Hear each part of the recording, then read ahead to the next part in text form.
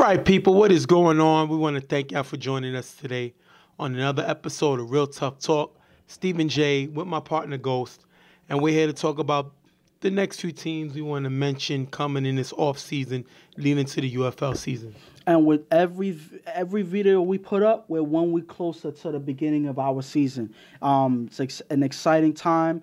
I enjoy talking about a lot of teams are in the off season. What do they lose and what they need to do to improve? There's a lot of interesting things that we're bringing up that we're researching, that we're learning ourselves, right. Even though we were there for the majority throughout every single game. But it's a good thing for us to talk about, and hopefully the teams are listening so that they can make improvements. And, we're going to jump right to the topic because we know that's what y'all want to hear. Mm-hmm. And the next team we want to talk about is Never Scared. Team that went 3-5-1, had three All-Stars, which was Fred, Smoke, and Sean. This team was very... they didn't come around with the season that it was expected.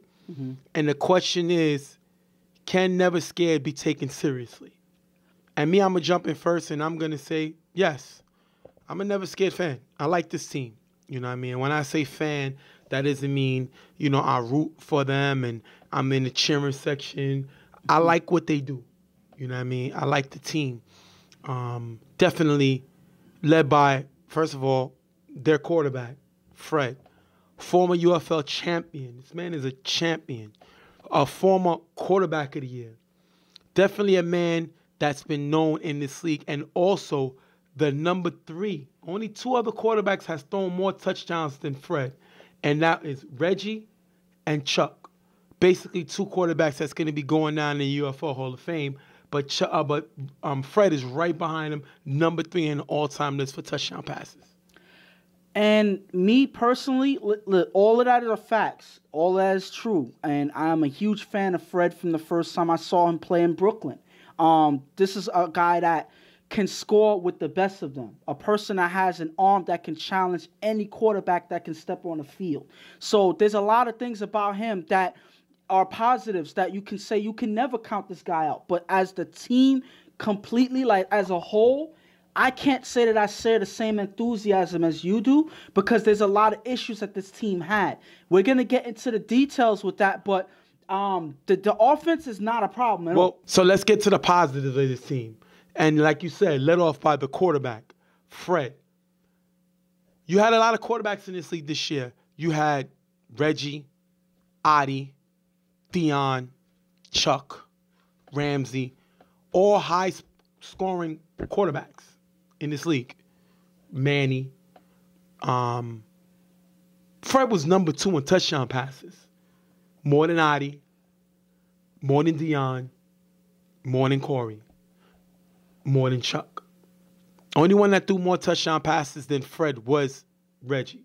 Reggie threw 24. Fred threw 19. And this scared, despite the fact that they were 3-5-1, were number 2 in the league in scoring. They scored the second most points in the league. And I know we didn't hear a lot about them. That fell behind the wayside because you had teams like Carver and them Getters, IOD 99. Fred team was number 2 in scoring. Fred was most improved player runner-up. Who did he lose to? Well, he lost to a guy on his team, Sean, a guy who went from a mediocre player playing with the Wildcats, if you look at these numbers, to a player that shows the ability to be a playmaker and an all-star. He's not on the star level yet, but he's an all-star. Led the team in touchdown receptions with 8. Led the team in interceptions with 4. Definitely showed the ability to play both sides of the ball, and that's definitely some positives for this team. Ed is a good coach. He maybe not up there with Jingo. He may be up there with Tone. He may not have been up there with Pam's, but he is still working on his experience in order to become known as an elite coach. this team has a lot of potential. And let's not forget about their main man, the other all-star, Smoke, the all-time season record holder in sacks. Had 8 sacks last year, 1 interception, and 1 touchdown on that interception. This guy has played great. This team is for real. They just had a down season, but I think this is a team that, with a sprinkle of the players, Ouija, Matt, this is a team that has the ability to be up there competing with them Getters, Carver, and who else in the Western Conference for a championship. And, all of that is true, but there's one thing that you forgot to mention, or maybe you just neglected to mention because it will go contrary to all that you're saying. Yes, they had the second best offense in the league. Yes, they had the second highest scoring quarterback in the league, and Fred. They also had Sean, who led the league in touchdowns, tied with Brandon with 8. Yep. So, not taking nothing from them. But even though they had the second best offense, they had the third worst defense. And I think that is the story that we have to speak on if they can be taken seriously. Defense is important in this league among other leagues because without your defense, you're not surviving. True. And it was proven that with this team going into the playoffs. They suffered that, and they carried that with them into the playoffs. When they got their offense shut down, they had no chance. So they were the worst in defense, the third worst in defense. The only teams that gave up the double digits all season was never scared. They gave up double digits in every single game. It's funny how that, even though only makes them the third worst defense, but they gave up double digits in every game. That is a recipe for failure. And again, I love this team. I watched Fred and a lot of these guys play from when they were in Brooklyn. So I'm always fans of these guys. And I want to see them win and succeed. But you can't do that if you do not fix your defense. And again, you mentioned about Ed not being, up there with coaches like Jingo, Pams, and others or whatnot, right? Mm-hmm. The thing about them, the thing about him that kind of frustrates me is watching him coach with many of the teams he was with. He strikes me as more of a defensive-minded guy anyway. So this is something that he should understand with this team, and they shouldn't have been so bad on defense. Even though they didn't have no dynamic stars on defense, you could structure your team enough that they can, put up a better fight. And they didn't that last season. Then you have guys like Ouija, who was a dynamic star in this league among others. The nickname they gave him, I forgot. PlayStation. Yes, they gave him PlayStation because the way he moved was like you're using a joystick, a controller. He could just move at the stop of a dime. Yeah. Obviously, one of your favorite phrases is "Father Time is undefeated." And I think that he is feeling that now. That was a time well and gone. And I think that you need somebody else to fit that role because on offense, even though they were the second in offense, Sean was pretty much their guy. Then they picked up Julio in the middle of the season, and he stepped up a little bit. Yeah, yes, Julio, I'm looking at him, right. He gave him 2 touchdowns. Yes, 2 touchdowns, but he did help them move down the field a lot. So even though he didn't score, he set it up for guys like Sean to step up and score. Correct. Then, coming up in this season, you had Smoke, who was their main defensive guy, with 8 sacks and 1 interception. They lose him this season. Yeah, he's not playing anymore. Yeah. So, with a team that was third worst in defense, and you lose your main defensive guy, you have problems. And these are clear problems that they got to fix. So you saying that they're a team to be taken seriously, it hurts me in my heart to say this, but I have to wholeheartedly disagree. This team has a lot of problems. I can't even say that they're going to come back and be the star, the big-time offense that they're going to be in this coming season. With a lot more competition coming in, I don't see that happening so easily. So this team has to look among themselves and see what they have to fix, but a lot of the issues are very apparent. Yeah, they gave up a lot of points. You know what I mean? I'm not going to sit down and sugarcoat it, but this team was also able to show their ability that they can make plays. Yes. They gave games away. The game versus the Shockers, they actually threw that game away. I think it was on a pitchback play. Yeah. As you see right here, and they got it, and Shock was able to score. They tied that game. My only issue is, again, you can't. This team goes as far as Fred and Sean takes them. I'm gonna talk about one game in particular. In the season, they played Super Friends. Yeah. They lost 13-7. Sean didn't score that game, and they lost. Mm-hmm. But Fred was able to throw a touchdown pass. They lost regular season. Now that was the defending champs at that time. My issue with them is, in the playoffs, Super Friends embarrassed them. They took 40 points, 2 pick sixes Fred threw. Sean once again didn't score. So I still think that this is one of the best offenses in the league, but they have to be able to go out and get more pieces. I still believe in this team. Yes, they lose Smoke, but at the end of the day, this team is very talented. If Ed puts it together right, it's time for Ed to go and put the GM hat on and go get players. Ouija can still be a role player, but he can't be a number 2 guy in scoring.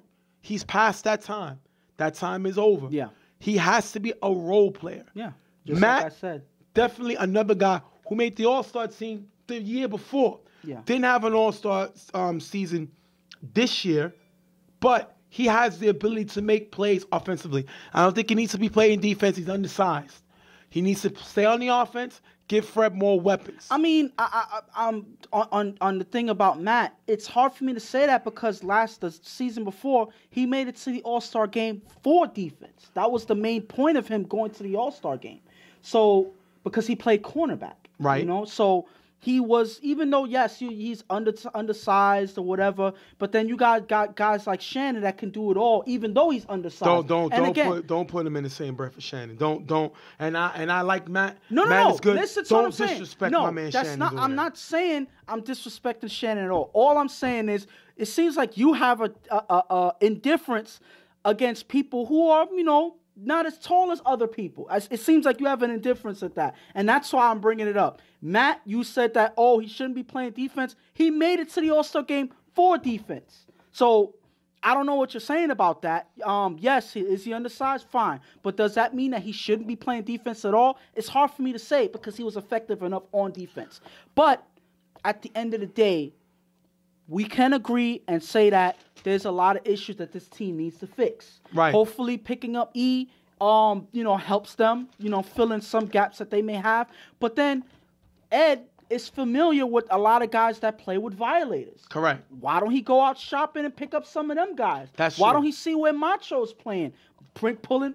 Macho signed with Super Friends. Macho's not coming here. Oh, damn. So, see, they beat me to it. Like, that would have been one of the first choices for me, pulling some of your guys from violators because you already familiarize yourself with playing with these guys when y'all won a championship. At the end of the day, this team has to start making progress. They went from... They scored 73 points last year, the year before last. And this year they came back scoring 134. A raise of 54%. That's huge. You know what I mean? But the other side of the coin is they gave up 79 points and gave, in the following season, this season, they gave up 139, which is a raise of 57%. Yes, they went from the East to the West. And a lot of people say the West is as the West in basketball. Yeah. The East is in the East in basketball. They say the East is a little more easier. The West is a lot more difficult. I think that's overrated. But at the end of the day, that's what's said. The team, bottom line is this team is 7-10-1. The last 2 seasons, under 500. That's not going to go. There's no way you have one of the top 5 quarterbacks in UFL, and the team is 7-10-1. I mean, but it's a little unfair to go about it that way because the seasons that they had with the team before, the season prior, the first season and then the second season that you're averaging in, the season before the last one, those 2 teams were night and day. I believe that the Never Scared team, not last season, a year before that, was way weaker than the team that they were last year. Yeah, Fred didn't have a good year either. Yes. So my thing is, again, like you just said earlier, Fred is the person that carries. It's all up on Fred and how he plays. Fred's only weakness, in my opinion, is Fred. A lot of times he takes himself out of games, like you said that you proved that other game where they did that bad decision to flick it back or whatever. Yeah. But again, the decision making on Fred is how far this team can go, especially on offense. He did very great last season, but you got to compare him to Reggie. Reggie was the highest scoring quarterback in the league, but yet still he had a receiver and Moses that scored 7 points. So in order to be that 7 touchdowns. So in order to be that successful, you got to have somebody that's a go-to target to be that dynamic and that high scoring. And Fred and Reggie had it, and that's why they did so well. So you're saying it wasn't really them? What do you mean? That they only had in order for a quarterback to be successful. Again, you have to have that as a part of your formula. But I don't think their problem was one weapon. They had a weapon. No, they did have a weapon, and they had other guys that did step up on offense. Like I said, offense was never the problem. 2 questions. 1, is Never Scared for real? Not right now. 2, what do they need to improve now? What's the one thing you need to improve? Obviously, it's defense. I say go get another receiver and play. Last year, Houston type ball, outscore everybody. Defensive players are not hanging on trees. Mm-hmm. You know what I mean?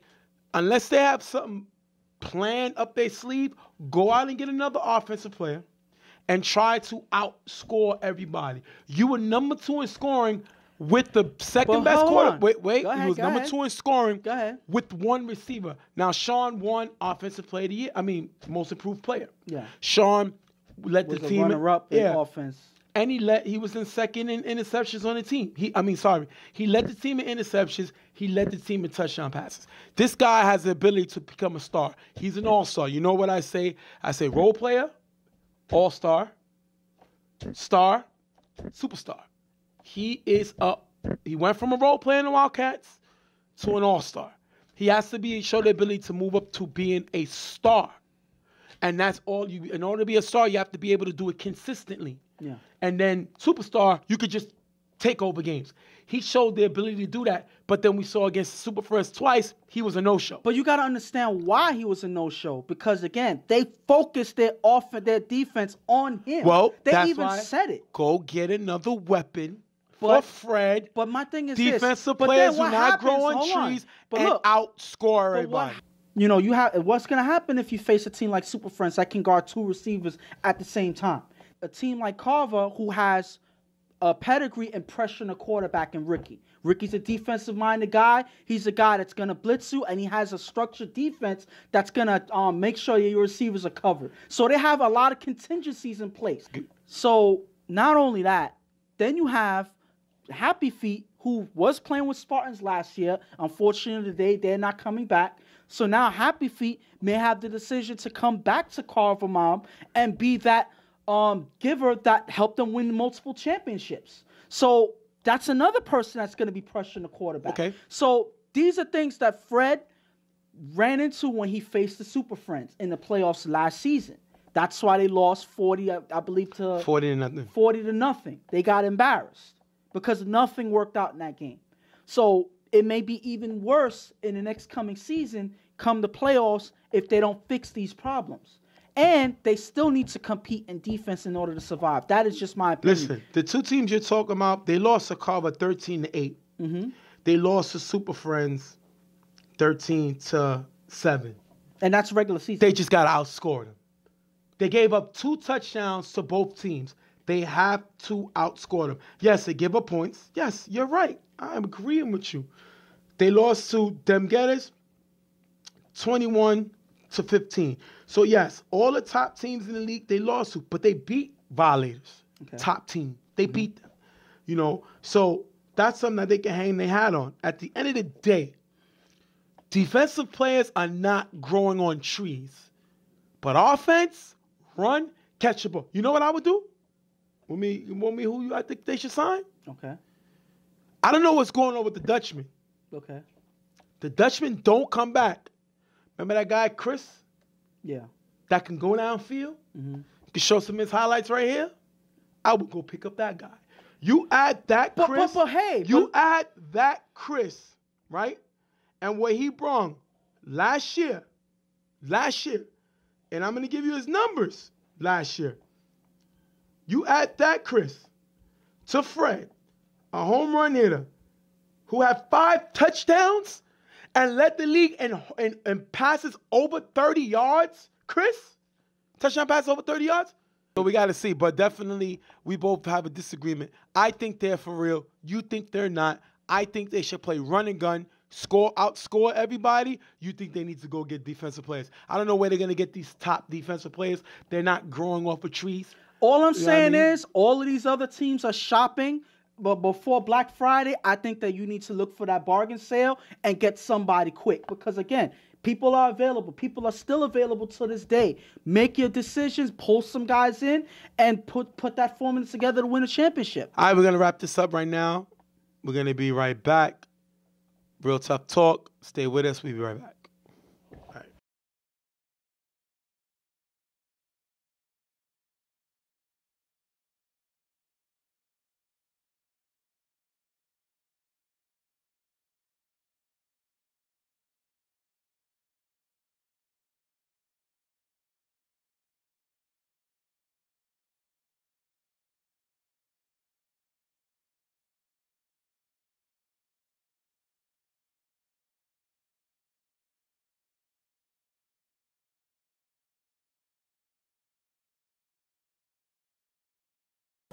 Welcome back. Next segment up. Your man, Stephen J., my partner, Ghost. The next thing we're going to talk about is a team familiar to football. People come out to watch this team. Either they come out to watch them lose or they come out to watch them win. There's no in between. You either love this team or hate them. This team does not apologize for who they are. They have a good time while playing, and they love winning more.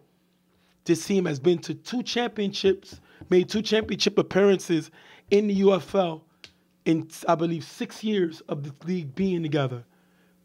UFL's very own YMM. And this team, right out the gate, was a team that wanted you to know that they are competing. They're a team that doesn't shy away from their opponents, no matter who they are, no matter what field they step on. They are coming to beat you. They are coming to run through you, and they're doing it the best of their ability. They'll do it by talking. They'll do it by rough play. They'll do it by fast and furious football. But regardless of what, this is a team that always finds ways to make noise. And the question for this team is, the topic, I would say, what does YMM need to do to get back to the championship? Well, you got to start off by saying that this is a team that they're a team that you can't count out no matter what. This is a team that always knows how to find ways to win. They have guys that have some of the biggest hearts on the field. Some of the guys with who, like I said before, don't shy away from nobody. They have a lot of formulas that would equate to a chip normally, but I think that they kind of lost that fire, in the last couple of years. What they need is they need to improve in a lot of things that they excelled in before. One thing they need to improve in is offense. I think that they kind of step back. In all ways, they scale back in a lot of different ways. Offense, I'm going to say this. They scaled back at the quarterback position because Corey, he scored 17 touchdowns the first season he played with this team. One of the top made the All-Star game. Yes, one of the top scoring quarterbacks in the league. You weren't a believer at first, but then his performance during that season, and then afterwards you started to see the skills that this quarterback had. Cool and collective. Always on top of the game no matter what, never loses his cool. The thing about him is the next season his numbers kind of scaled down, whether for attendance reasons, scaled down play, his focus being elsewhere. He had to split games last season with Jeremy, and they both end up scoring both six touchdowns each, and each throwing 6 interceptions. So they kind of split the time between each other, but that still downplays what they scored because ultimately they altogether their team only scored 14 points. So that is, them scaling back on offense. And the thing about it is, 8 of those touchdowns was to Brandon alone. Brandon won Offensive Player of the Year last season, well deserved. You take Brandon out of that equation, they pretty much have no offense. No offense to them, but the numbers do not lie. Take them off that offense, they have no offense. It's not like comparing him to Moses, who had 8 interceptions on them Getters, because they had a lot of guys that were scoring on that team as well. So you take Moses off that team, they still have guys who score points. You take Brandon off of this YMM team, they pretty much have nothing. Then you got to flip the script to the defense. The defense scaled down because their interception numbers went down. They had 11 overall last year, which I believe is them scaling down a little bit, even though they kind of picked up certain guys on defense. And the key thing is that they were not able to pressure the quarterback the last 2 years that they were playing in this league. They had a better situation when they went to the chip. This season, they didn't have that. That's why both seasons they didn't get any more than 9 sacks altogether for this team, because they struggled to pressure the quarterback, and that was one of the main reasons why they ended up losing the second round against IOD, because they had Slash, who's a mobile quarterback. He didn't start for this team, but when he came in, he hurt them with scoring 19 points by himself, and they were able to shut down YMM's offense. So everything that they struggled with in the regular season is why they end up getting eliminated at the end of the day. So those are the things that they need to focus on and improve on and really pay attention to, because I think that the main reason, besides all of that, is that their focus kind of lied elsewhere, in my opinion. They were focused on winning in City Island. I believe that they were playing in other leagues as well. So I think that they stretched their focus a little too thin, and that's why they came up short this season. Came up short the last 2 seasons.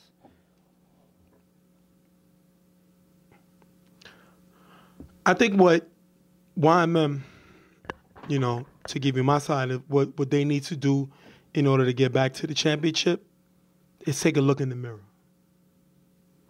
They need to improve themselves, and they made some questionable moves. Let's talk about a few of the moves they made. Let's talk about a guy they went out and picked up. First one was Javon. Mm-hmm. Supposed to be a big pickup, all-star when he was with 99. The number 2 guy on that team. He's not a big touchdown guy. It's not what he does. Mm-hmm. He has the ability to make plays, make some nice catches, because of his height. So Rico, being the GM, figured that Bones is in school.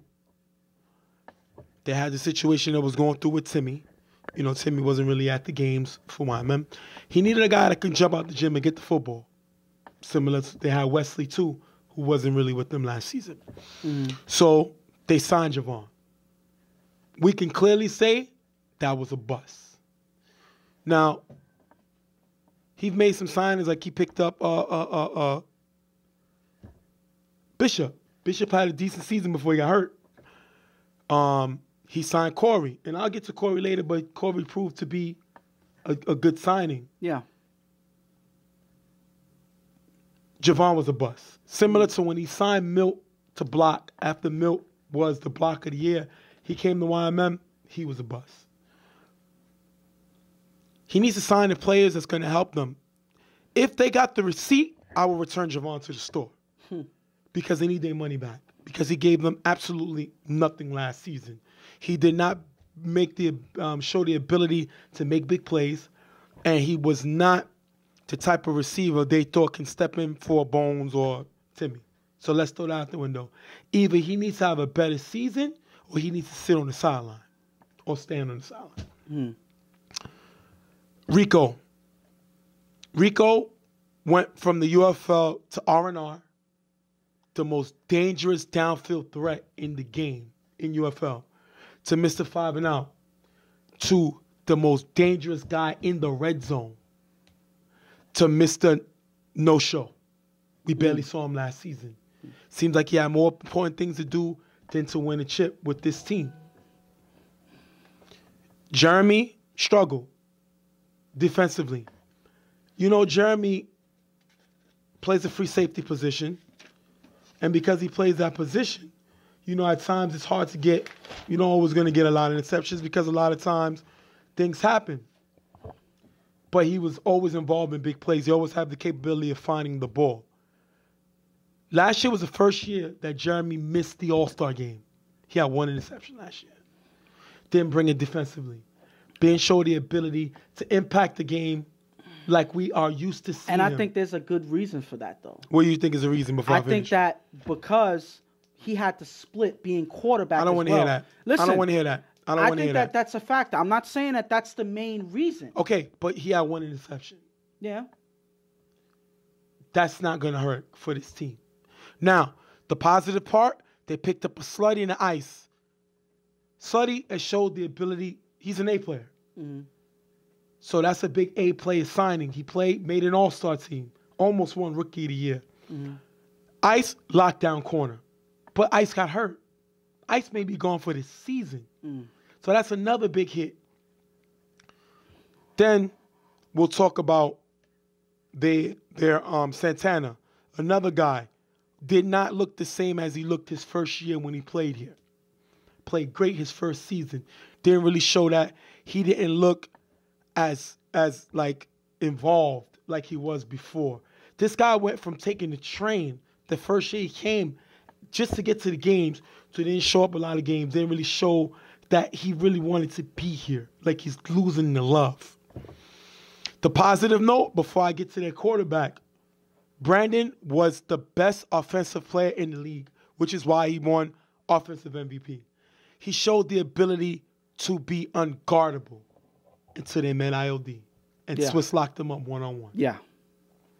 So what happens is Brandon is going to draw the other team's best defensive player. Other guys got to shine. They didn't do that last season. Now we get to their quarterback. Let me show you the list of quarterbacks they had in seasons in UFL. See on the screen, Ralph was their quarterback. Nelson was their quarterback. And now Corey's their quarterback. The first 2 quarterbacks took them to championships. Ralph did it in his first year. Nelson did it in his 3rd year as a starter, though. Remember, the second year, he didn't start. So we're not going to count that.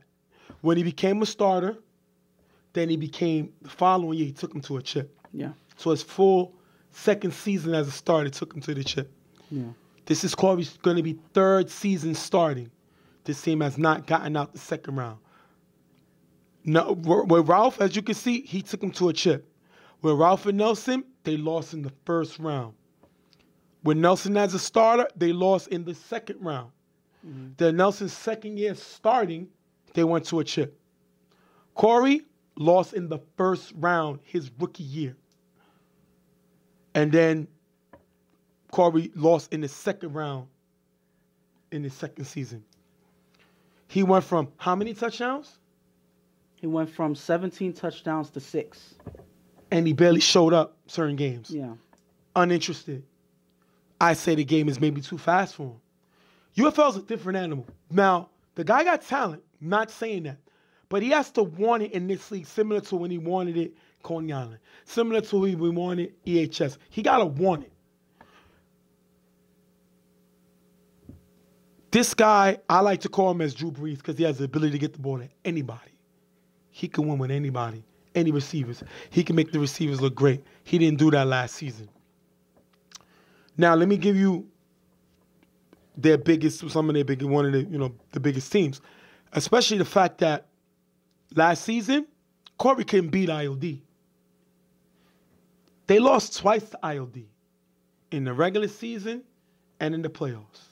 Do you know what Corey's numbers are? Go ahead. He has thrown 4 interceptions and did not score. Meaning the first game, They lost 6-0. Second game, 19-0. You can't have a supposedly top quarterback in the UFL not being able to score against a top team. What did ILD have? They had the best defense in the league. Boy, he couldn't score against them. They brought in the most pressure in the league, led the league in sacks. He couldn't score against them. He has to show the ability to beat that team. Before we talk about any other team, he couldn't beat that team. But then you got to look at it this way. What ILD brought to that game, both games that they played, especially in the playoff game, is things that YMM themselves lacked. They brought pressure on the quarterback. What is Corey's nickname? What do Rico like to call him? He calls him the professor. A professor's able to do what? Solve any type of equation. Yeah. So you're trying to tell me he faced ILD twice and couldn't come up with what they wanted to do? Top players can adjust, right?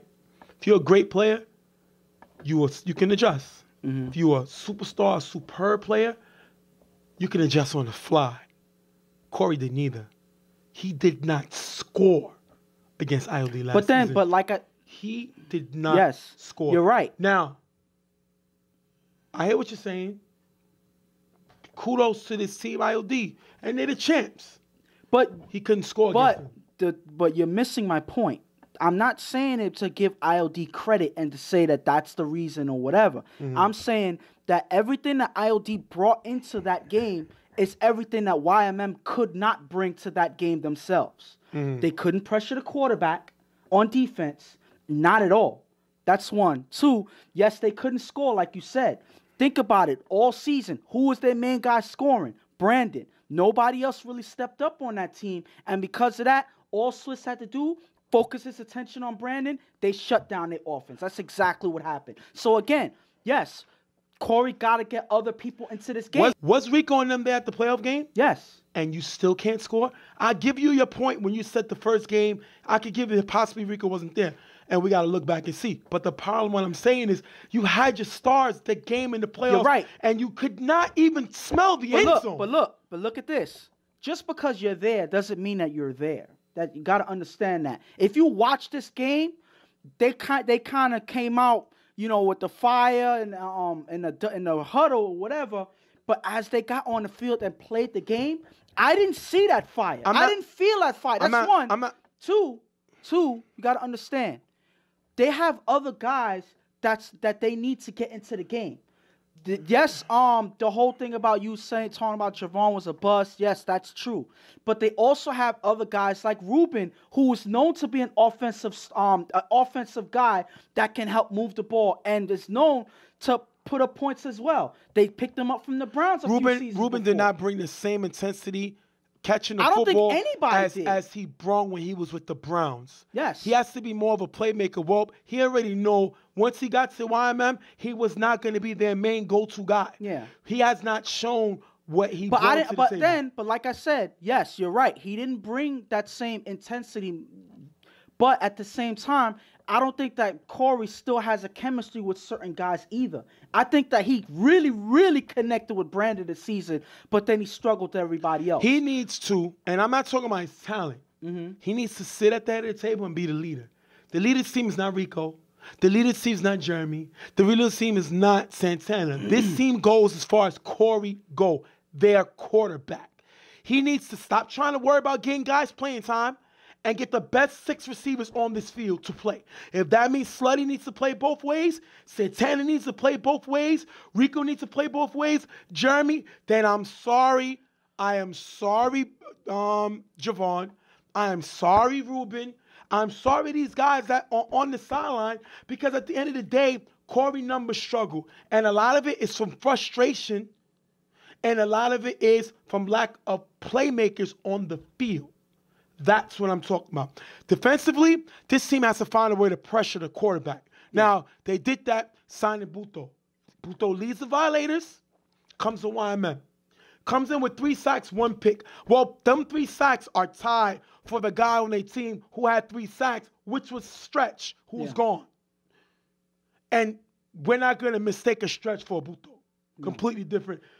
Buto plays And the middle, yeah. Stretch gives him the ball. Two completely different positions. Yeah. Buto brings the pain.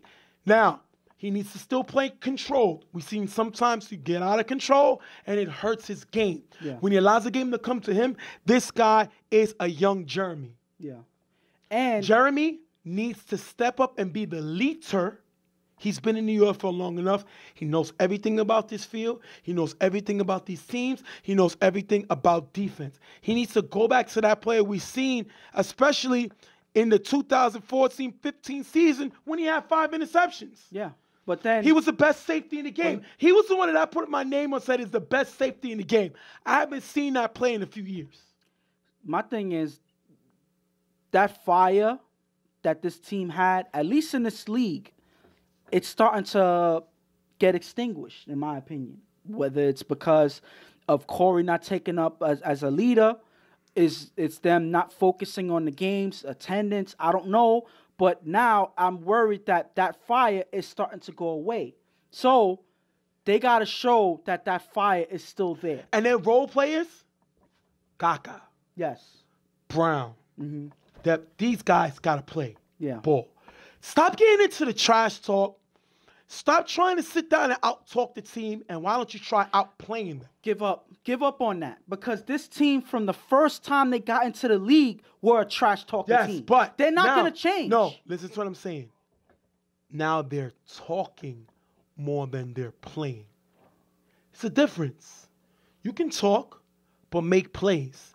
You can't talk and not make plays.